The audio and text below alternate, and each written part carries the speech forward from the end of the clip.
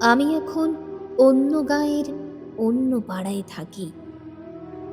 মসজিদের মাইকে যখন ভেসে ওঠে সুখের ঘোষণা, নামগুলো আমার স্মৃতিতে বসে না। যেন কোনো অপরিচিত নদী দূরদেশে ভেঙে বয়ে যায়। আমি দাঁড়িয়ে শুনি, কিন্তু চিনতে পারি না কাকে নিয়ে কান্না নামে, কার মৃত্যুতে বাতাস হঠাৎ ভারী হয়ে ওঠে। কারণ আমি এখানে জন্মাইনি, এরা কেউ আমাকে চেনে না। এই পাড়ার কেউ আমার, আর আমি এদের কোনো ইতিহাস জানি না। তাদের চোখে আমি স্রেফ পরবাসী, একটা জানালার আলোয় ঘরের কোণে নীরব কোনো ছায়ার মতো। 40 বছরের জন্মভূমি, মাটি, ধুলো, পথ, হাসি সব ফেলে আমি এসেছি ভিন দেশে, যেখানে কোনো রক্তের টান নেই, কোনো সম্পর্কের দায় নেই। তবু প্রতিদিন এই মানুষগুলোর মাঝে আমি নিজের মতো বেঁচে থাকার অনুশীলন করি।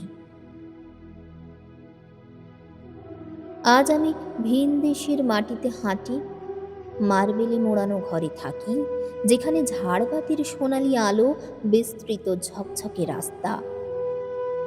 কিন্তু আমার ভেতরের রাস্তাগুলান মরিচা পড়া লোহার মতোই পুরনো। বিশ্বাসের কাছে প্রতারিত হলে মানুষ শুধু ঘর বদলায় না, নিজেকেও হারিয়ে ফেলে। আমি ঠিক সেভাবেই বিচ্ছিন্ন হয়েছি। নিজ সময় থেকে, নিজের পথ থেকে, যে পথে প্রতিটি ধূলিকণাই ছিল আমার শৈশবের খেলাঘর, যে দেয়াল গুলান আমার কান্না শুনেছে, যে আকাশ আমার প্রথম স্বপ্নের সাক্ষী। এখানকার সবকিছুই যেন অন্য কারো জীবনের সাজসজ্জা। আমি হাঁটি, থাকি, নিঃশ্বাস নেই, কিন্তু কোনো জায়গায় গিয়ে মেলে না নিজের পুরনো ছায়াটা। সেখানে এখনো হাঁটে আমার সেই ছোট্ট শৈশব, যে ধুলো মেখে খেলতো রোদে রোদে, বৃষ্টিতে বৃষ্টিতে, আর ভাবতো এই পৃথিবীতে সবচেয়ে নিরাপদ জায়গা হলো নিজের বাড়ি। কিন্তু নিরাপত্তা কখনো রক্তের টানে থাকে না। আমি শিখেছি, রক্তের সম্পর্কই কোনো একদিন আমাকে দরজা বন্ধ করে বলেছিল, তুমি একা যাও, আমরা আর পরিচিত নই।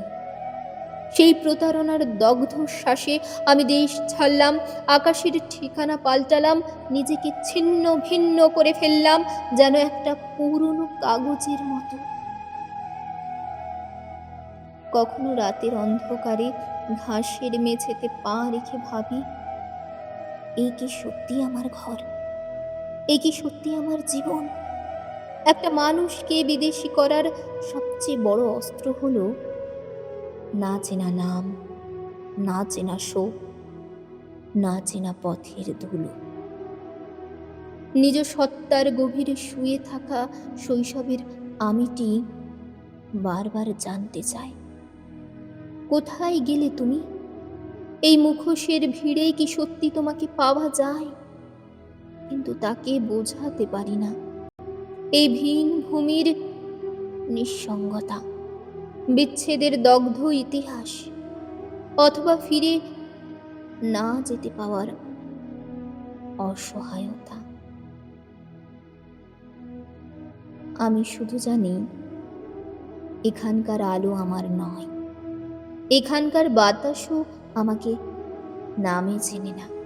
তবু আমি বাঁচি একটা শ্রান্ত অদৃশ্য প্রতীক্ষায়, যে কোনো একদিন হয়তো নিজেকেই আবার চিনে ফেলবো, অথবা শৈশবের সেই আমিটি চোখ মেলে বলবে, এখানেই থাকো, যত দূরেই থাকো না কেন, তোমার অভ্যাসে আমি বাঁচি, তোমার একাকিত্বেই আমি বাঁচি।